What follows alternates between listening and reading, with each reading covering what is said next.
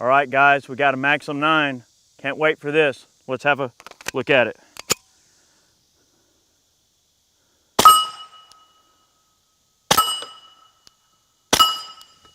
Couple down in the dirt here.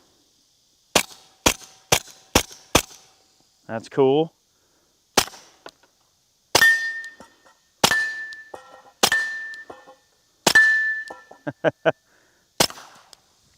That sounded like something out of a video game, didn't it?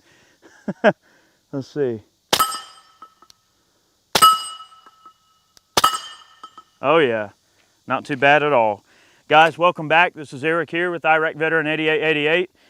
We're out here today in the sweltering Georgia heat to talk about the SilencerCo Maxim 9.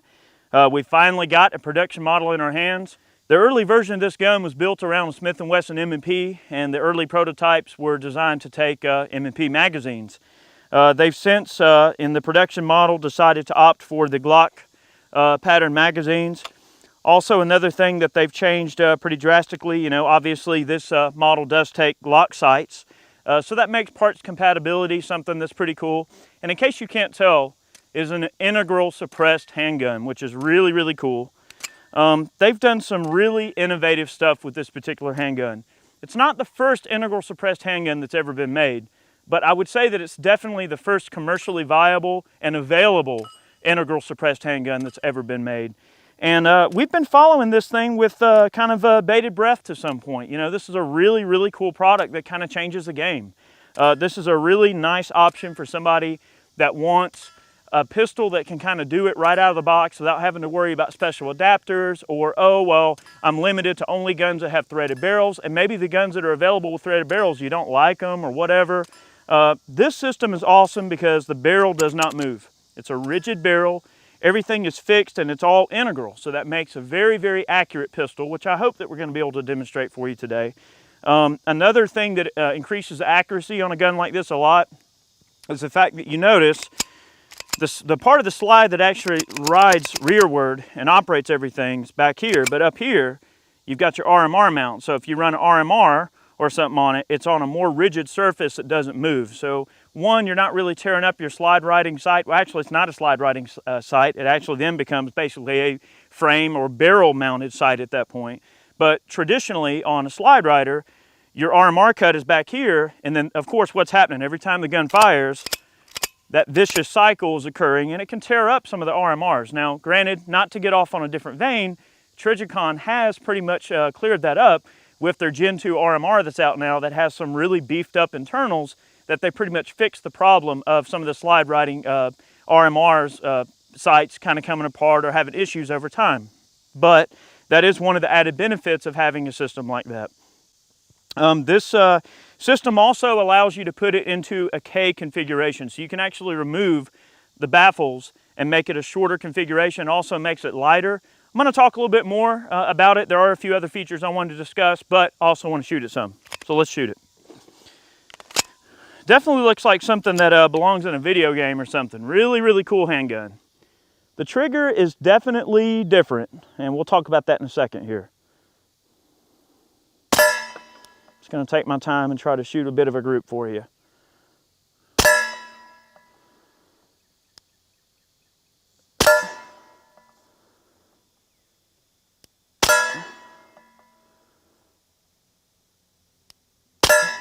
So see that rigid barrel that's fixed within this frame, and the way that that barrel's mounted in there, it's all rigid and it's all fixed, and it provides a lot of good accuracy. I mean, the gun will probably shoot better than I can, but hopefully you get the idea there. So I'm just going to have some fun and run it for you a bit here.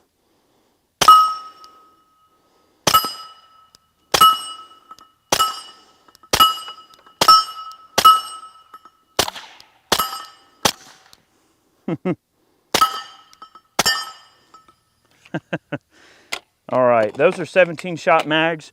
The frame on this gun in terms of the size is pretty much just like a Glock 17, although there are some changes to the overall setup of the frame. It's not just copied from a Glock and put straight over to the Maxim. There are some design differences. We do have a 17 that's also suppressed. You can obviously see the size comparison between the two. you're talking a drastically shorter gun than a traditional suppressor on a handgun would be. And also one complaint, and it is a bit of a complaint, I don't like the fact that they didn't stick with the stock mounting system that the Glock has. You notice that there's a lot of options out there now. If you want to SBR a Glock, or if you want to use an arm brace, or you know, one of those deals on a Glock, you can do that because of the stock mounting surface. On this gun, they opted to not have the stock mounting little ferrule on the back there. And to me, that's a detriment to the design. I feel like they should have kept that, knowing that people are probably going to want to put some form of brace on this, which would make it a much more effective setup. Now granted, the fixed barrel, what the accuracy of this gun really reminds me of, and I'm sure Chad will agree, it reminds me of shooting an H&K Mark 23, which, as you guys know, is really like one of the most accurate, handguns you can possibly get. They're match grade pistols, and the accuracy of this pistol definitely reminds me of that. It kind of beckons back to that. You've got some key mod slots on the bottom of the gun if you want to mount key mod accessories and things like that. The trigger guard on this gun is very generous and large. If you're wearing gloves or shooting in a cold environment, you do have a lot more real estate there inside of the trigger guard for gloved fingers should you choose to wear gloves. Now, one thing about the trigger, we are going to take this gun apart and just kind of show you some of the guts. Now this is neat, watch this. So to take the slide off, and really for like most general cleaning purposes, this is all you're ever going to have to do to field strip it. You just push in on the back. It kind of is best to just kind of lay the pistol down on a table like this, push down on the back. There's basically like a little lever right here you pull up. Now watch this. Pull it up, okay, and then just gently relieve the pressure, and the whole back of the guts, in theory, there we go, come right off. You have to kind of lift up. There's a little cut, and it kind of cams back. You pick it up and lift it off. So for everyday cleaning, that's pretty much the gist of field stripping it for cleaning purposes, which is awesome. Looking in there, you can see your nice fixed barrel, which is wonderful. And the guts of this gun really do beckon to the M&P a little bit more than the Glock. So that's one area. Remember, the development of this gun was based around the M&P series of guns. So I would imagine that a company like Apex is probably going to step up and make some aftermarket trigger options for this gun down the road, which I would imagine would be perfectly easy to do. To continue stripping the gun down, which we're not going to do here, you basically just drive this roll pin out right here, and you take these two screws down, and you can remove your baffles and make it shorter. We'll probably do that off camera for a Chad segment so he can show you the shorter configuration. And we're also going to compare the sound signatures of a 17 to this gun as well in this video later on here. One thing about the trigger that I didn't really mention before, I do like the bow that they chose to go with on this particular gun. When it stages up and gets to your final point of braking, it provides a nice flat shoe. It's a very deliberate and flat shoe, similar to what you would see on a 1911. The brake is a little bit stagey, and I would imagine it's probably going to take some breaking in to kind of get the stock trigger really where you want it there.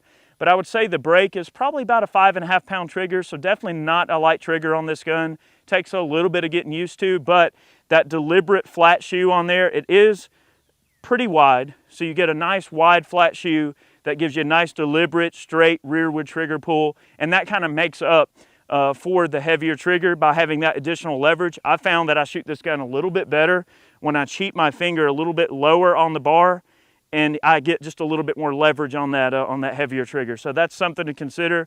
But this is a new design that literally the first guns are just now shipping, so these things really aren't even in people's hands just yet.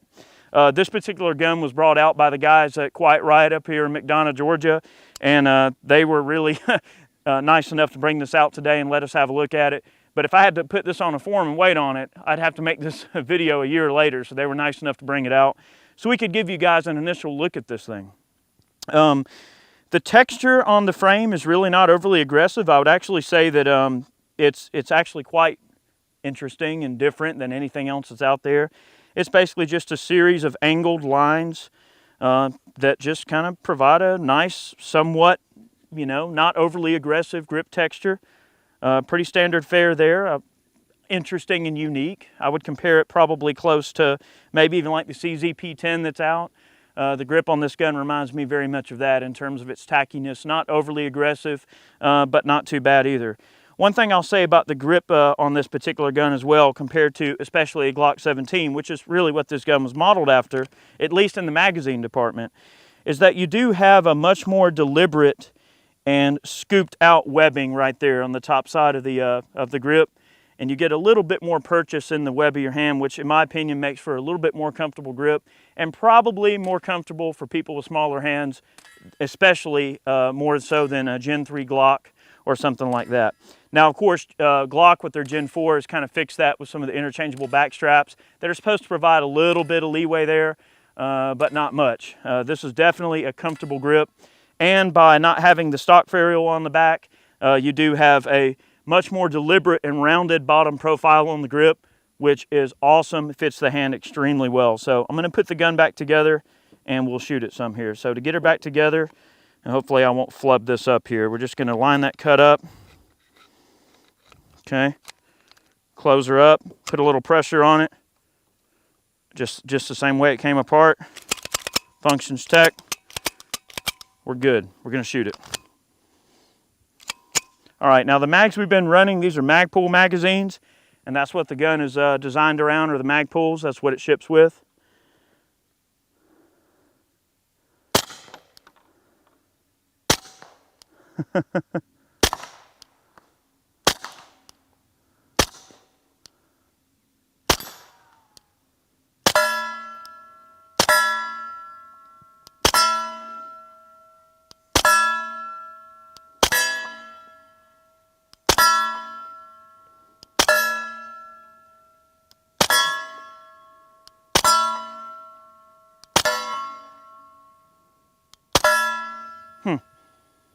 All right, we had a failure of the, oh no, it locked to the rear. Just looking down at it, looks like the bolt, or the slide didn't lock all the way to the rear, but it did. All right, let's try some high cap mags. Now these are supers. This is gonna be a little louder. We're gonna try an SGM Tactical. This one is loaded with some Hot Shot. Now this is ammo that we've had some issues with in the past, but you know what? We're gonna run it because we've had issues, so let's see if they give this gun an issue or not. Kind of a double whammy. All right. Well, that's crazy looking, isn't it? I'm just gonna have fun here and try to kind of just play here.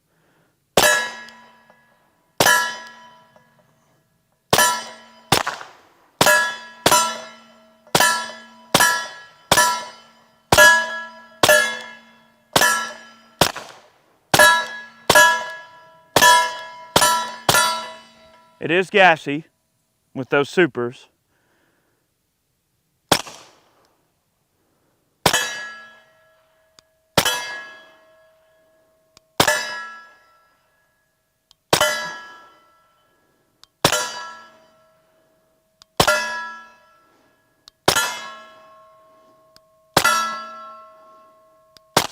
It is accurate if I can do my part, which I am failing to do. Ammo seems to be working okay.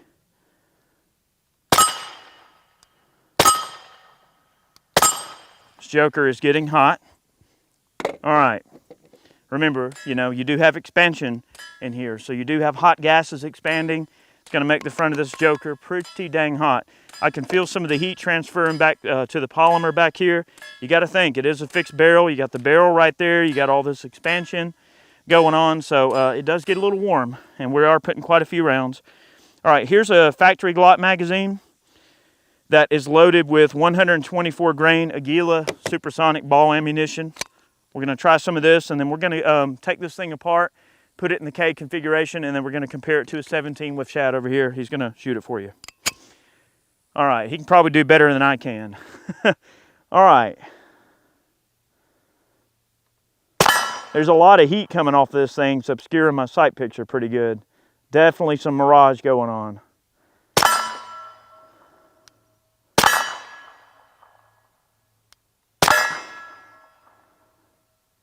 So that's not bad. I mean, pretty good group there for just kind of trying to take my time, and despite the mirage from the sights, not too terrible. See if I can take out some of our sody pops back there.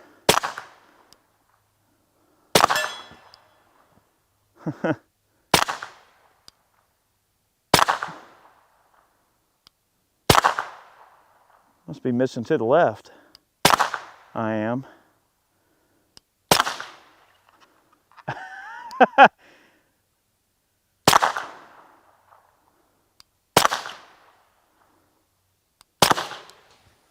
what slams those sodas.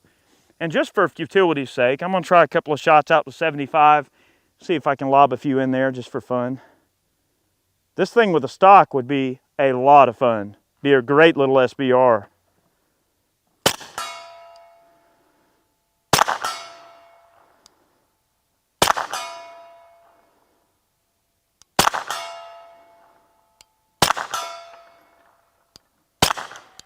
Putting them right in there, not too bad. All right, maybe intermediate distance. We got a little popper there about 25 yards. Maybe I can take him out. There we go. And a gong back there about 35 yards.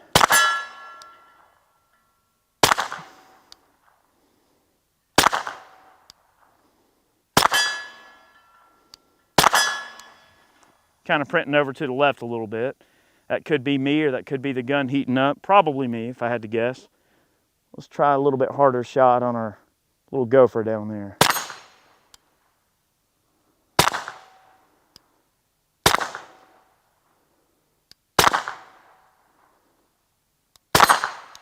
A little turd. All right, last round.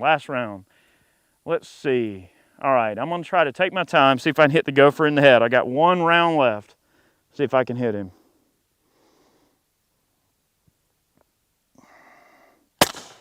Ah, right over his head.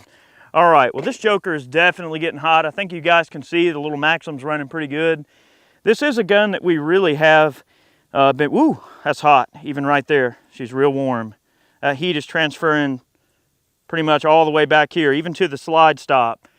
A lot of heat right there in the slide stop from that amount of firing. But, you know, we have been kind of waiting on this gun and really been wanting to check it out. And this is the first one we've been able to get our hands on that's a live firing one, other than the demos that we've seen at some of the trade shows. And we're going to see what Chad thinks about it. Personally, I think it's a pretty neat option.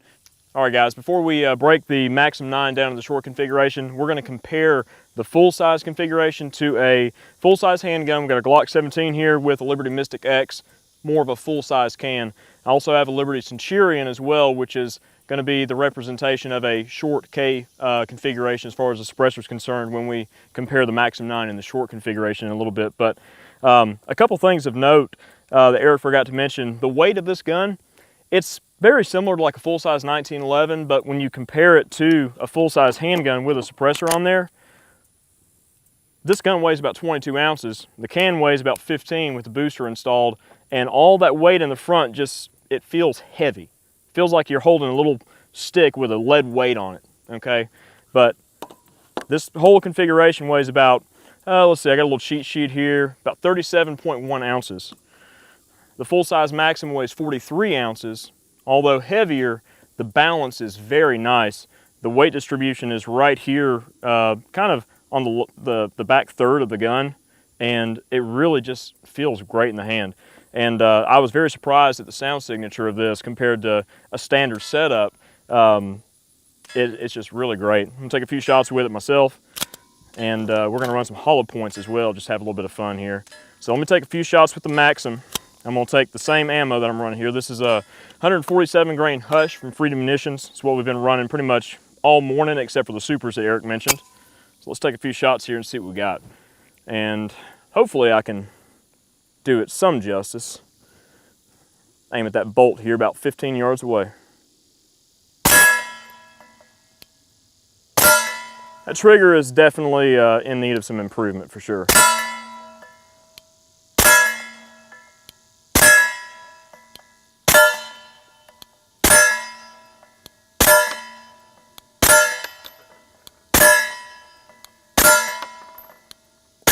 All right, so there's a few shots there. And you guys heard what it sounded like a little bit earlier too. So let's take the Glock, the Mystic X on here, and I'm gonna shoot the steel, and I'll shoot it down in the dirt real quick too.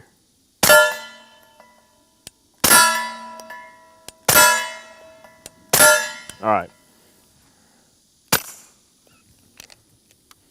Pretty quiet. Just for comparative sakes, one more time. A few shots in the dirt, full size.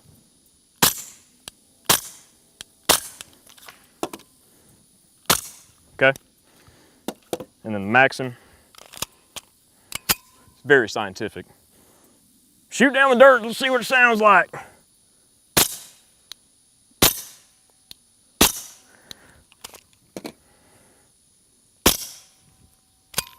Got a slightly higher pitch to it, but for the size, thing is awesome. Sounds great.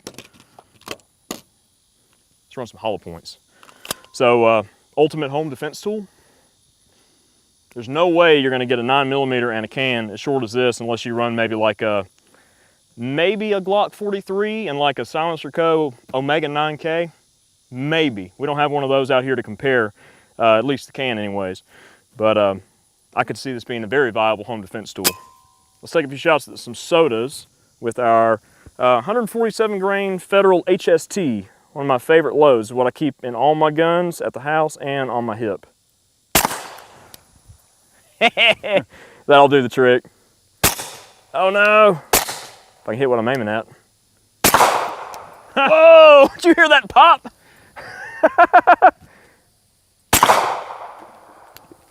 Man. Oh, I love it. Oh no. Definitely difficult to get behind this trigger.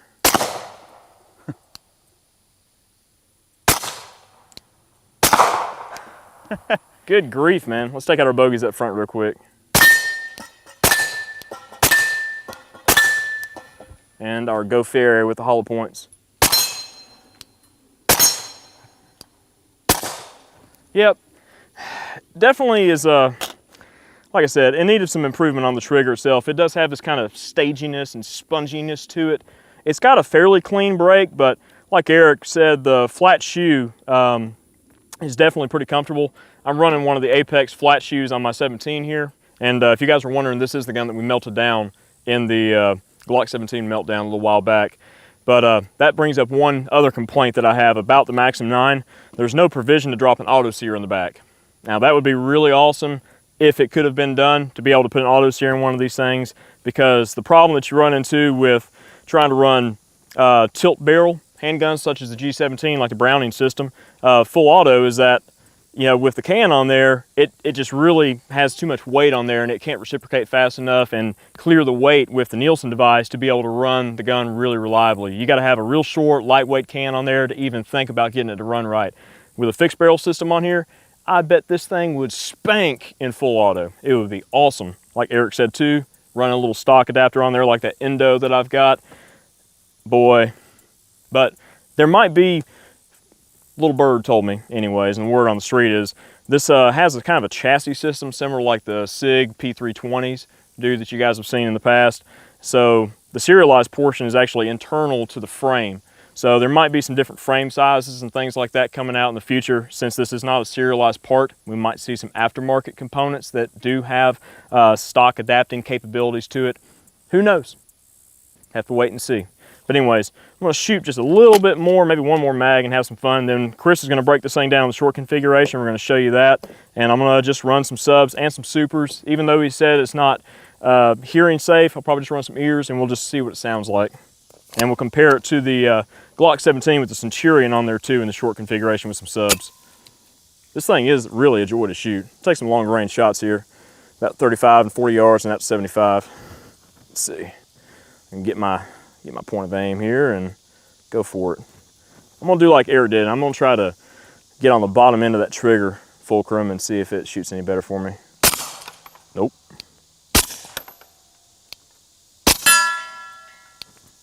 Yeah, not really working for me. There we go.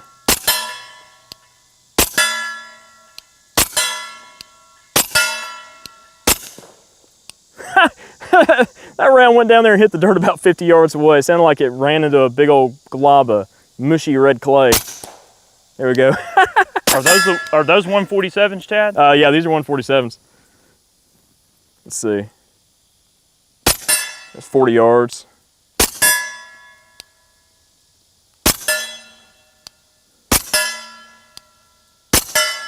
Not bad. I mean, not bad for 40 yards. Let's try 75.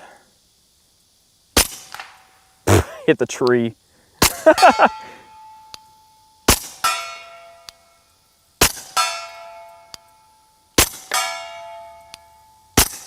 Yeah, boy, that mirage coming off the suppressor is really, really horrible for sighting. I could see where maybe an RMR would come in handy for that. I'm not really sure if it would really, you know, get past that mirage as easily, but that front sight is definitely moving all over the place, just like you're walking through the desert.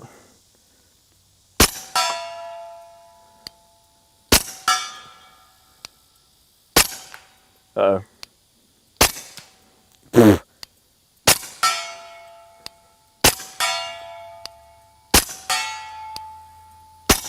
About the size of a pie plate. Not bad. Yeah, had a few probably just pulled around over there, but we're gonna let this thing cool off for a minute. Chris is gonna break it down for us, and we're gonna check it out in the short configuration and see what it does. It's fun so far, pretty awesome. All right, guys, so we've broken this thing down to the short configuration. I had no idea. This thing is so tiny.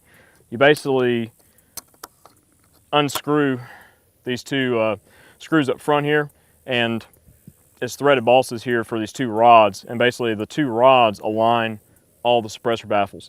And the baffles are actually pretty neat themselves. They are aluminum, but the actual baffle is a clipped cone style. It's screwed into the larger baffle, which is kind of a neat design. I'm not sure if maybe that might add some modularity later on down the road for different calibers that the Maxim might be available in. Who knows? It's all speculation at this point, but basically pull those two out, and then you're left with this large blast baffle and expansion chamber, and then one small actual clipped cone baffle, and then the end plate here. So Chris did say this thing is hearing safe with subs. We are gonna run some supers, like I said, but boy, I don't know, ultimate home defense tool, maybe the short configuration. We're gonna run some hollow points as well too. So let's see, let's run some 147 grain subs in the short configuration, see what this thing sounds like. And we're gonna compare it to the Glock with a K-style can on it too. All right, let's see what we can do here.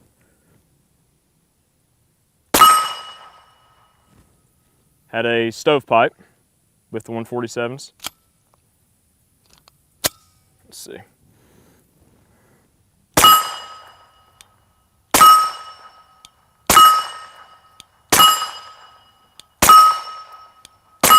Oh, that was me. Huh.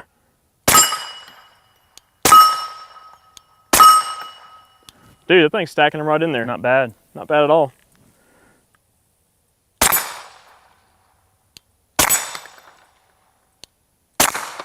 Right over the top.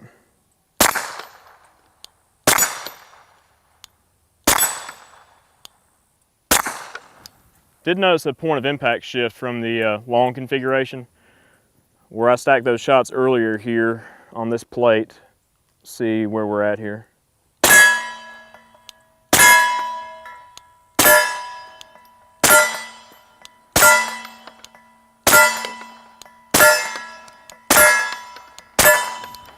I don't know, it seems to be right on the money. Maybe it's just me getting used to this trigger again.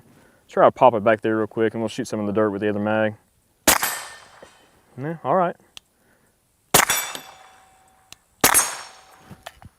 Had that one little hiccup there, but not bad. All right, let's try a little SGM tactical mag here with some more of the 147s. Shoot down the dirt, and then we'll shoot the Glock real quick. Another stovepipe. May not be liking that mag or maybe the ammo, whatever the case is. Maybe the reduced back pressure causing some cycling issues. Something definitely to be noted there. Let's try to get 4 shots out here. Yep, stovepipe. Not liking that ammo in the short configuration. We'll keep trugging along though. So same 147s, Glock 17 with Liberty Centurion, a little bit shorter can here. Shoot it down in the dirt. So a little bit of first round pop, much lower pitch. That second shot, you can definitely hear the oxygen leaving the can, and it's definitely a lot quieter with a full-size pistol and a full-size K suppressor. Surely you guys can probably hear that. Definitely quieter with a standard style setup. However, that's the big kicker there. You're still hearing safe with this, and I mean at least 4 inches shorter. So really nice compact package there. Let me don some ears and we'll try the supers, see if we can get this thing to cycle really well. Doesn't seem to be liking that particular brand of subs, but it is the only ones we have out here, save for some Federal HSTs, which I'm going to run these two again. Let's see, that's some Wolf. That looks like some Spear, probably some. Try the Wolf and see how it does the steel case. Steel case stuff? Yeah. All right, we'll run it real quick. All right, so Supersonic Wolf, probably what, 115 grain? Yeah. All right.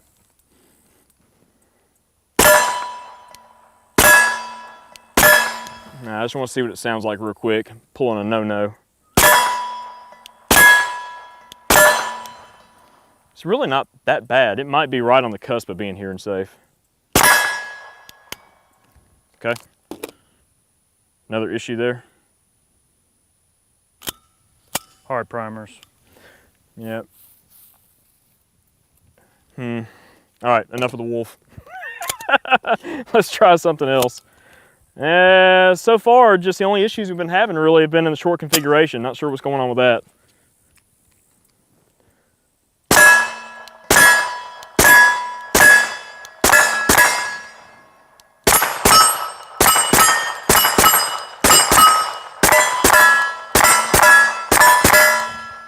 I mean, it's definitely controllable. No doubt about that.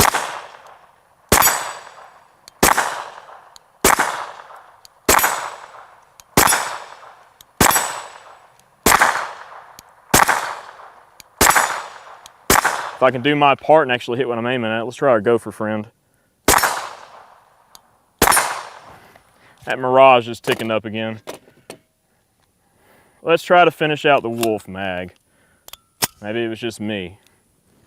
Let's see. Yeah, that Mirage is literally, the wind's carrying it off of the barrel and the front sight's just doing this. That is definitely one detriment for accurate shooting with this gun.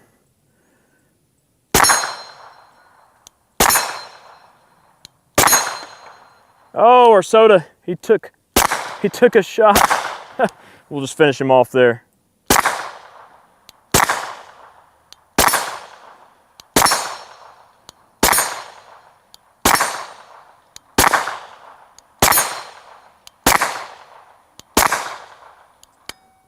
All right, didn't lock to the rear.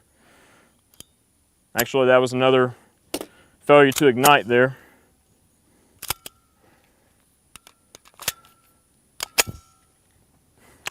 Eric and his leftover ammo from a year ago. Ooh, that thing's getting hot. That was from the meltdown, actually. There were some tracers in there. Oh yeah, that's right. I was wondering what that was. That was a tracer in there when I was shooting that. Yeah. That's been a while. Oh my gosh.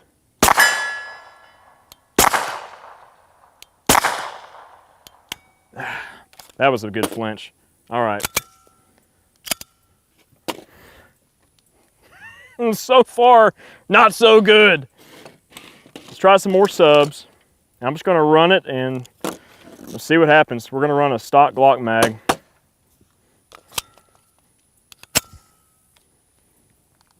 Putting the thing through its paces, guys. You're here with us, so you see what we see. Another stovepipe. You know what? I'm gonna pause real quick because I actually do have some Armscore 147. Let me grab it real quick and load up a mag. Be right back. All right, so knowing me, my range bag, I always got some 9mm subs along with like 22 ammo. I thought I had these, so we're gonna try some Armscore 147s. That's just some stuff I bought from Quiet Riot a while back just to run in my handgun suppressed. You know, no big deal. So we're gonna give it a whirl and just see if maybe it's the 147 grain hush causing an issue with this particular gun. You guys know we've run plenty of that ammo in other firearms. I mean, all sorts of different guns. So I'm thinking it might just be an issue with the pressure that it's developing, plus the lack of baffles and extra back pressure that you get with the full-size configuration, just causing some cycling issues. And this is a brand new gun, literally. It's brand new when we got it out here to the range, so it's a used gun now. Maybe somebody can get a discount on it. Probably won't be us though. All right, let's see.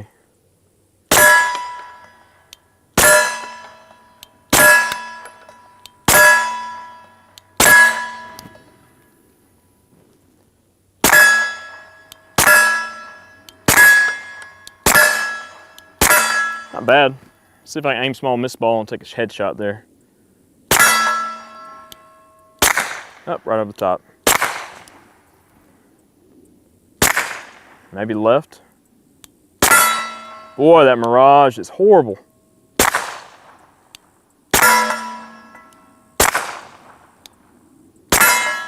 Dude, it's hard to shoot this thing accurately with that Mirage coming off the can.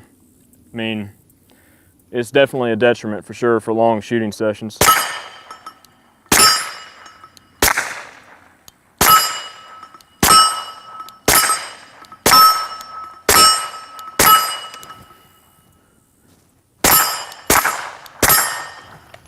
Well, I'm gonna chalk it up to the ammo for that. I mean, that mag ran just fine out of it. This ammo is a little bit more standard pressure and standard velocity. The Hush is kind of a specialty ammo. You know, it is what it is. Hollow points, real quick. This thing doesn't really have a bad sound to it for what it is at all. See, I got one soda left there. Let's see where we're at here. Oh, hello, cloud. You can stay right there.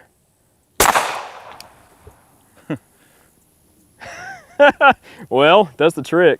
I think that's a full soda down the ground. Oh yeah. That one on the right's full, Chad. Oh, it is? Other one hanging down? Yeah. Well, I wasn't trying to cut the string.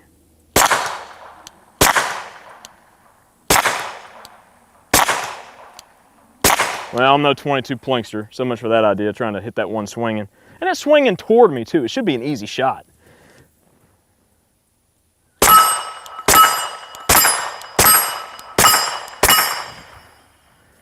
HST runs good. I mean, that's full power, 147 grain hollow point. Well, I have to say, I do like the gun quite a bit. I think I prefer it in the full-size configuration for sound and seemingly reliability. But this is a nice, handy package. And, you know, when these things really get out there a little bit more in the wild, you know, we'll probably see some more accessories and things like that coming out for them. Like I said, maybe some improvements to the grip frame. Speaking of the grip frame, after shooting a little bit, I do notice that that grip might be just a little bit aggressive for me personally. Reliability's sake, ammo-related problem, it seems like. Run full power ammo in there in the short configuration, it seems like it'll run just fine. Other than that, pretty cool. You know, the suppressor getting hot, the Mirage, definitely a detriment. Maybe we'll revisit this at some point with like a little RMR or something on the top of it to see if maybe that combats some of that Mirage issue. The Mirage, it did seem just real low. It wasn't like, say, a rifle suppressor and, you know, you see this big wave coming up off the top of it. It was just kind of blowing right off the edge, just in line with the sights there. But, don't know. I mean, I'd probably give it maybe an 8 out of 10 at this point, just after handling it the first day and taking this thing out, brand new out of the box. So hopefully you guys enjoyed the video and this quick look at, well, maybe not a seemingly quick look, but a long look at the Maxim 9 here and its two configurations compared to a couple other guns here. And stay tuned, might have some more coming out on it. We got a lot more on the way. See you guys soon.